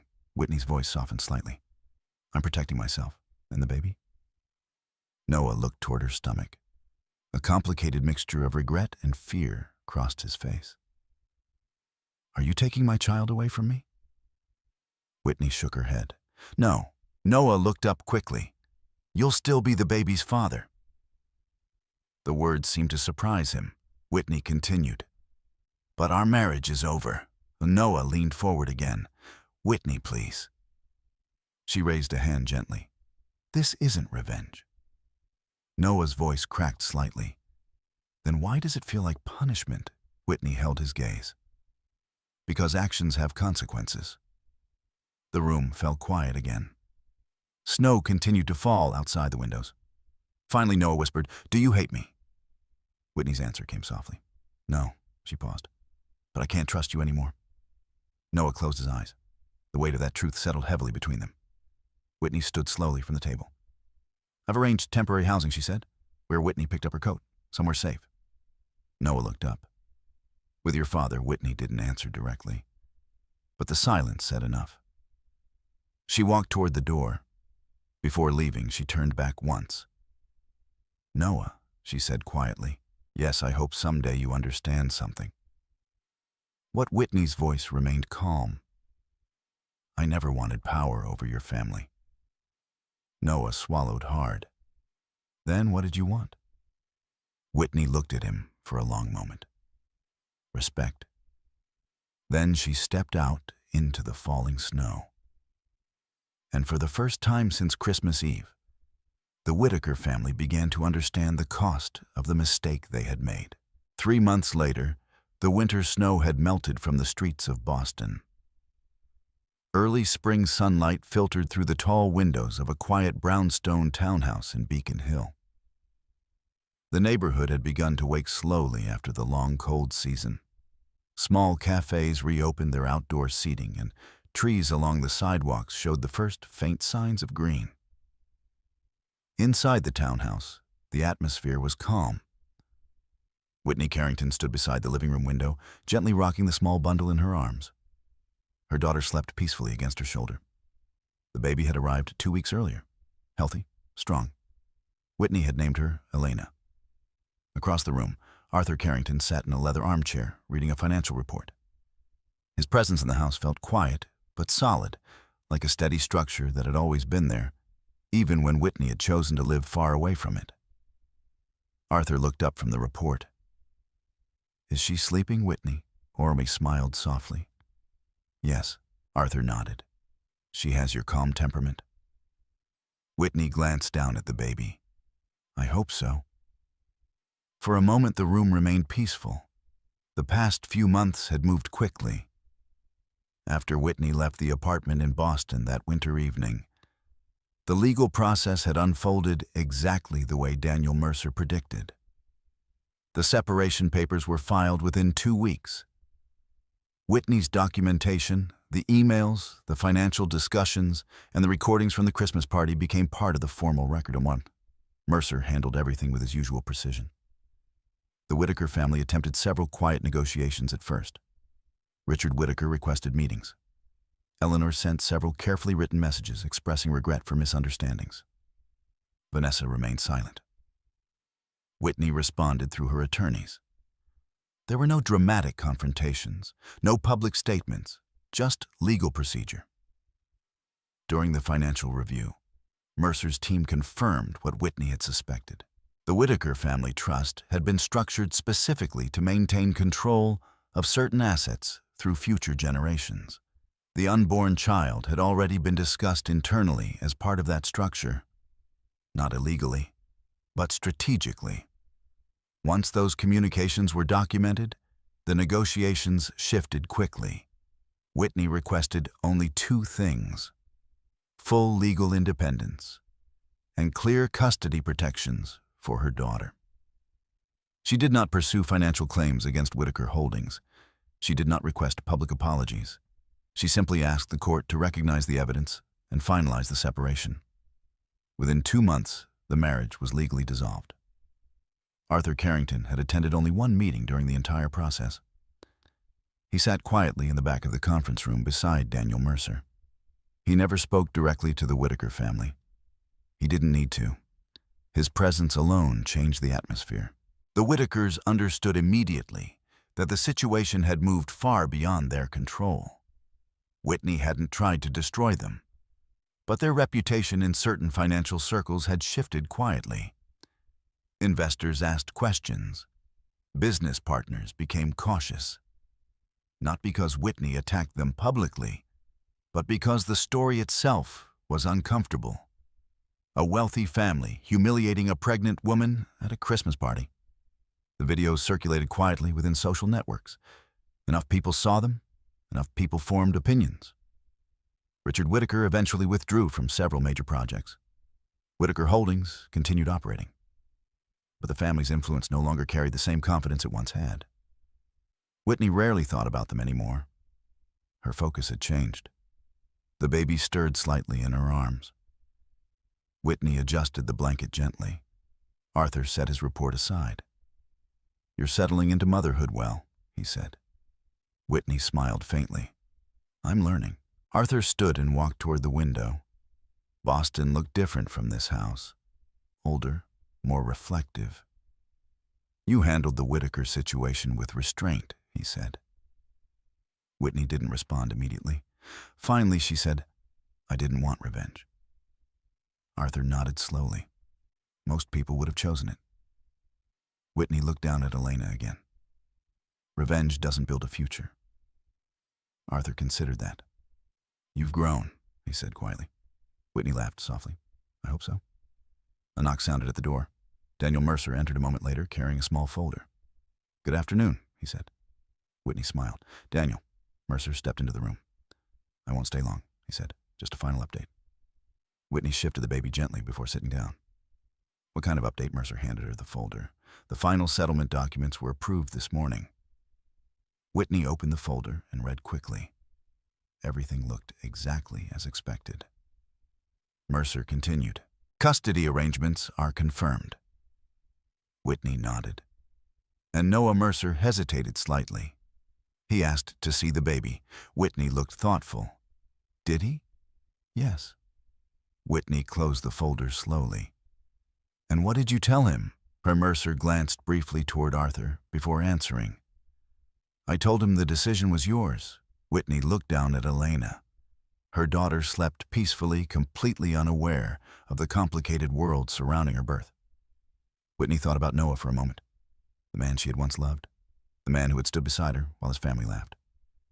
Finally, softly, she said quietly, "He can visit?" Mercer looked mildly surprised. Whitney met his gaze calmly. "Elena deserves to know her father." Arthur said nothing, but there was quiet approval in his expression. Mercer nodded. "I'll inform him." The meeting ended shortly afterward. When Mercer left the house, returned to its calm silence. Arthur walked toward the doorway. "I have a call with London in an hour," he said. Whitney nodded. "All right." Before leaving the room, Arthur paused. "You've done something rare," he said. Whitney looked up. "What's that you chose dignity when you had the power to choose destruction?" Whitney smiled gently. "I had a good teacher." Arthur inclined his head slightly. Then he left the room. Whitney stood again near the window. Outside, the city moved quietly through the early days of spring. She rocked Elena gently in her arms.